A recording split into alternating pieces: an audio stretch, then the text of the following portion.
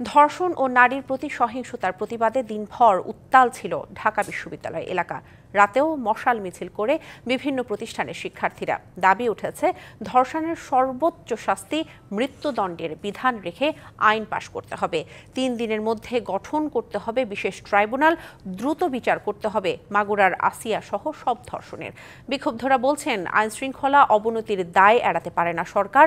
জননিরাপত্তা দিতে ব্যর্থতার দায়ে স্বরাষ্ট্র উপদেষ্টার পদত্যাগ দাবি করেন তারা।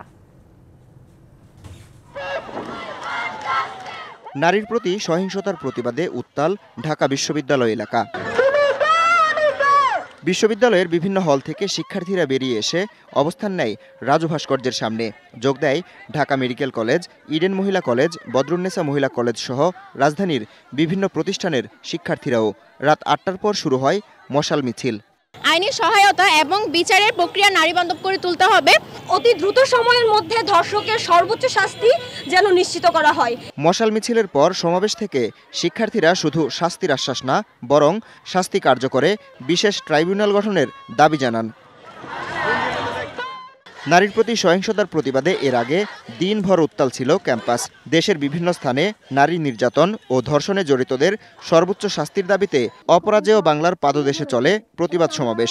যোগ দেন শিক্ষক, শিক্ষার্থীরা। নারীদের নিরাপত্তা নিয়ে অনিশ্চয়তা বোধ করছি।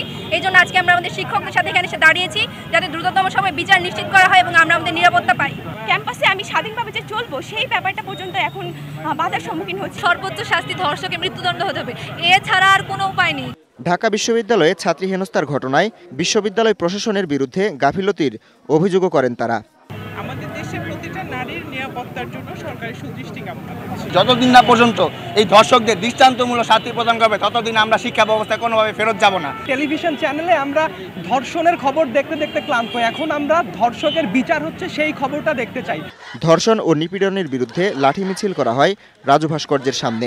জননিরাপত্তা দিতে ব্যর্থতার অভিযোগে স্বরাষ্ট্র উপদেষ্টার পদত্যাগ সহ 9 দফা দাবি তুলে ধরেন বিক্ষোভকারীরা।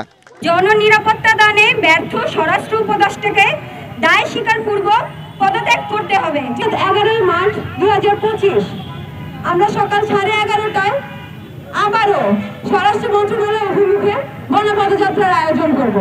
এদিন রাজু ভাস্কর্যের সামনে ধর্ষণ ও নারীদের প্রতি সহিংসতার প্রতিবাদে মুখে লাল কাপড় বেঁধে সমাবেশ করেন ঢাকা মেডিকেল কলেজের শিক্ষার্থীরা। বৈষম্যহীনতার ডিবিসি নিউজ ডেস্ক।